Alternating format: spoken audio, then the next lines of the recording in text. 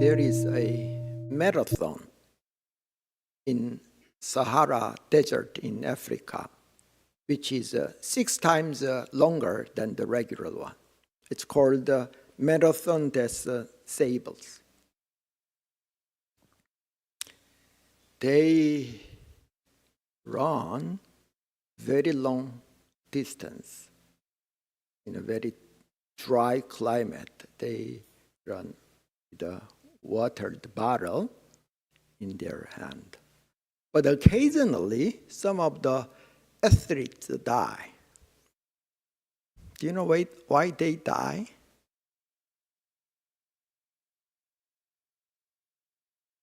They die because of a dehydration. They run with a bottled water. But why they die in that way? They say, in the desert, as soon as sweats are released from the skin, it immediately evaporates, and their body don't feel thirsty. And every participant run very fast. So in order to keep up with them, they forget about their bodily condition. When they collapse, it's too late. Last year, in order to publish some of our teachers' book, I went to Korea. And I heard one of my friends died because of the cancer. And we went to the same college. She studied economics. She's a very, very smart woman. And after graduation, she started to work in the Bank of Korea. After 10 years, she went to England and had a PhD degree at the Cambridge University. And she worked crazy hours. The root cause of her death is not cancer. It's overwork. She could not stop working.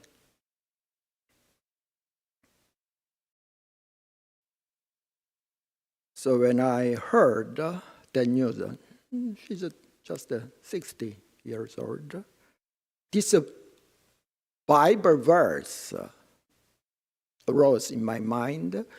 What good is it if you gain the whole world but lose your soul? At the beginning of the minister's retreat, 축사님, the head of the Dharma master of One Buddhism, USA, said this one. Everybody in this competitive society work very hard. And if in the ocean, if we row the boat, many people row very hard, but what if you just row the boat without knowing your destination or direction? You may go in the wrong direction.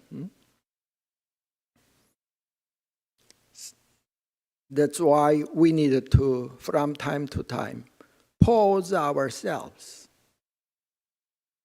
very deeply, look at our mind, and redirect. Constantly reorient our life path. That's very important. Do you know why the bamboo, even though the inside is hollow, grow very tall and straight? It is because of the joint, the knots, that support it along its way. So on a regular basis, once in a week, and several weeks in a year, we need to retreat ourselves and deeply look at our mind, look at our life. Not just to recharge ourselves, but redirect our life. One Australian nurse was working at the hospice conducted a survey. What people regret the most before they die?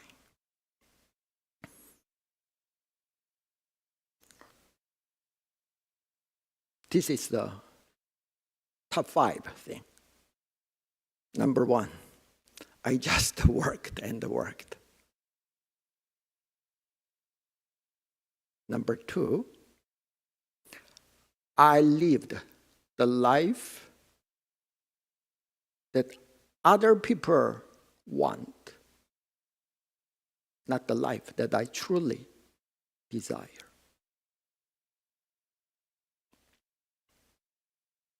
Nobody regret that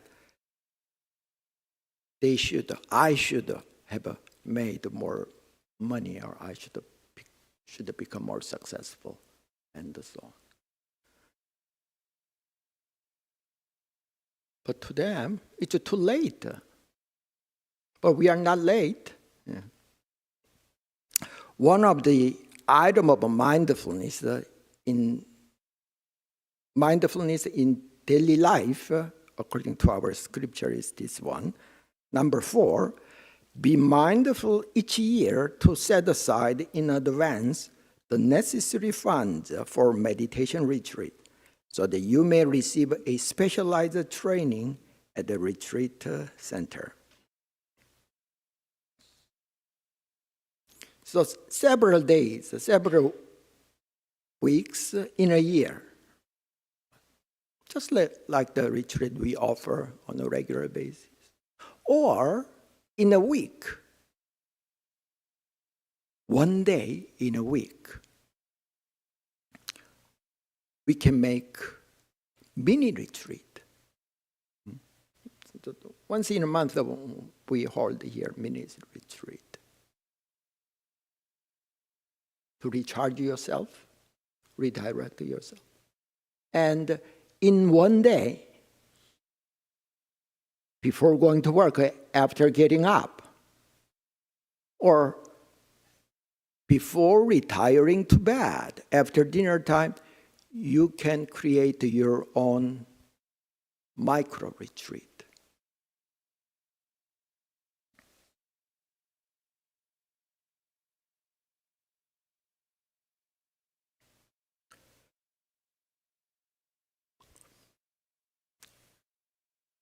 Is there anyone, your house has a bathroom. Your bathroom has a mirror. Is there anybody, your bathroom does not have a mirror? Every bathroom has a mirror. Why? After washing our face, we know it becomes clean, but we are not sure. We have to look in the mirror, whether some part, but soap is still around our ear or so. So joining residential retreat is taking shower. Mini retreat, micro retreat, that's like washing our face. Both are needed.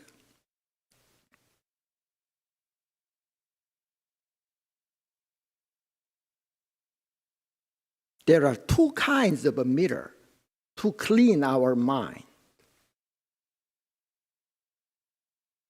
One is the scripture. We think we are walking on the righteous path. Even though we are quite sure of that, many times we are not walking on the shortcut. We are walking detour. I think I said this before. Once in a month, I go to the YMCA in Greenbush to swim. I was member there for 10 years. 4 years ago, after leaving, I had to go to the bathroom. And using the facility, I discovered there is a side door of the building, which is very far closer to the parking lot. I always use the main entrance. Just like that. Many times, whether it's our practice or life, we are not walking on the shortcut or best path. How could you know? You're walking the best path or less efficient detour. The scripture. When you read the words of enlightened masters, you can understand. Or you have a very good teacher like Juksa님, then you can ask. Or if you have a Dharma friend, can give you a very honest advice. There is another scripture. There is another mirror in our life. That's our true nature or original mind. This is one of a very well-known koan. There is a volume of a scripture which is not made from ink or paper, but it radiates its light always. The scripture is our true nature, invisible mirror. One day, one lady, when I was in Korea, asked for a counseling to my teacher. And she said she dated with one person for several years, and she's the right person to marry. So he asked to my teacher. So do you know what my teacher told her?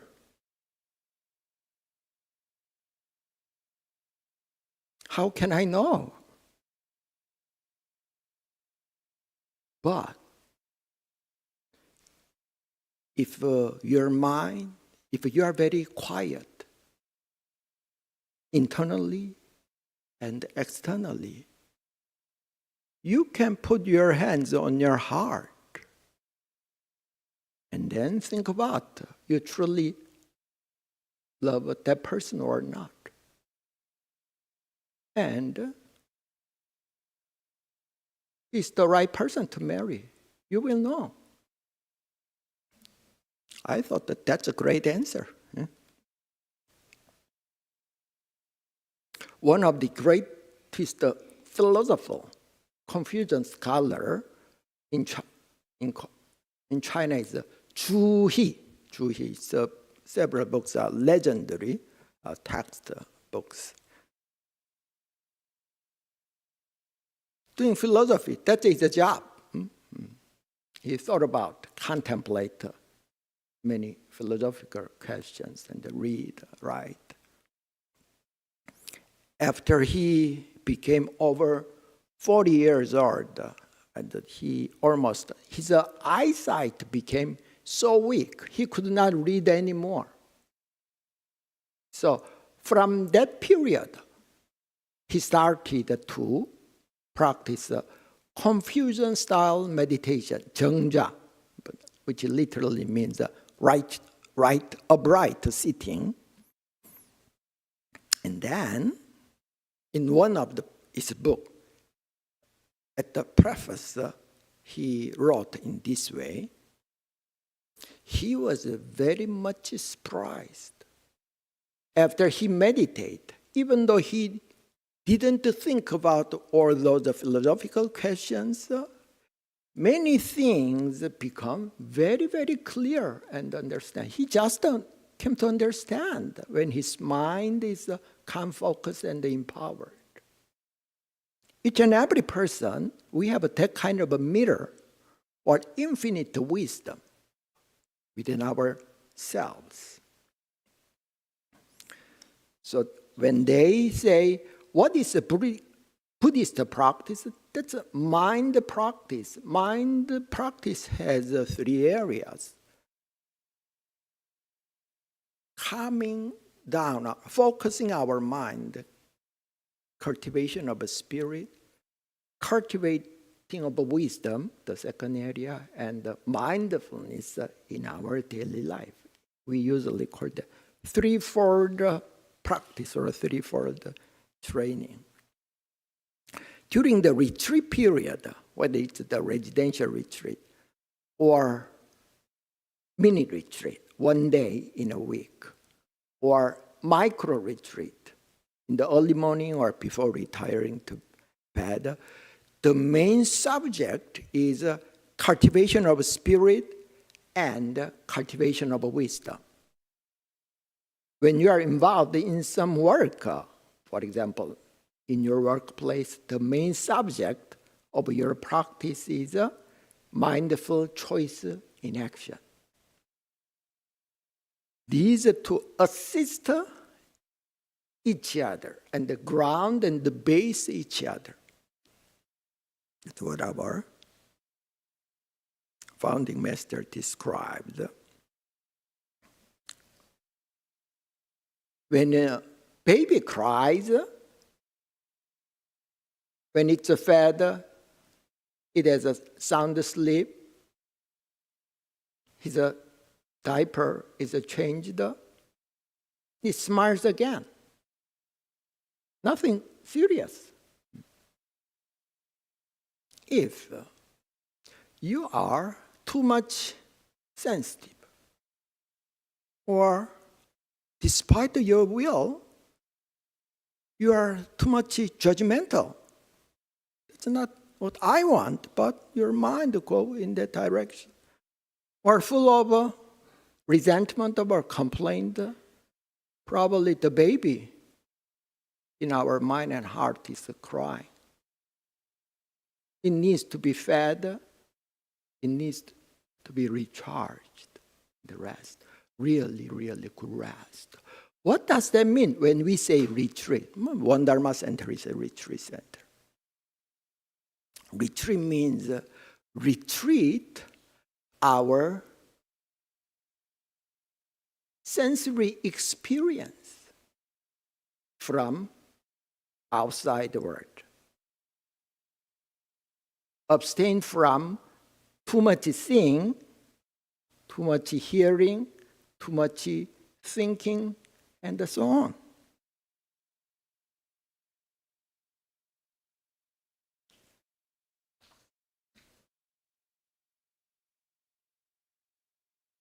Before a frog jump forward, it first squat.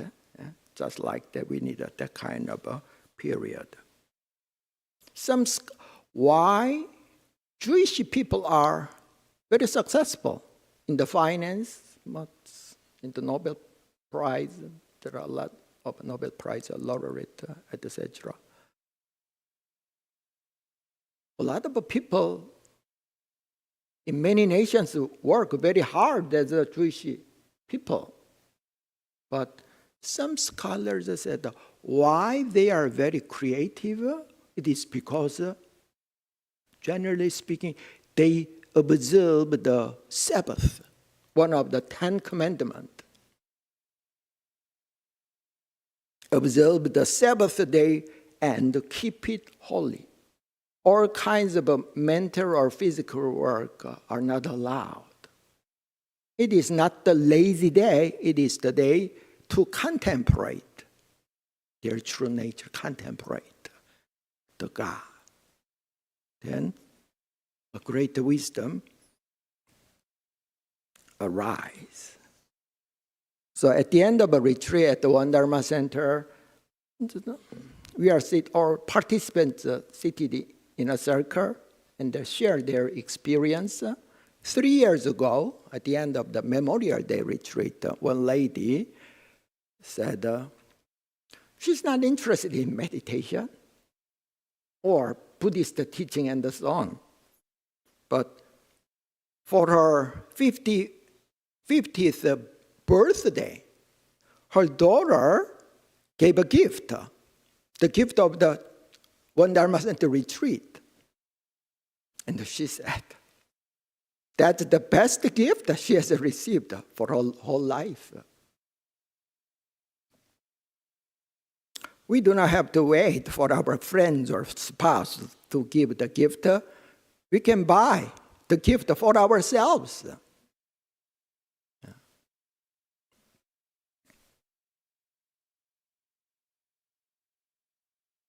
So on a regular basis, so I strongly encourage you to join it's not necessarily in the Labor Day coming retreat or October retreat. One day in a week, you need to recharge yourself, redirect that kind of a session. And in one day, before going to work, after getting up, or before retiring to bed, you have to create that session, that micro retreat. Then your life will constantly go in the right direction, and you will live a very free and happy life. Thank you.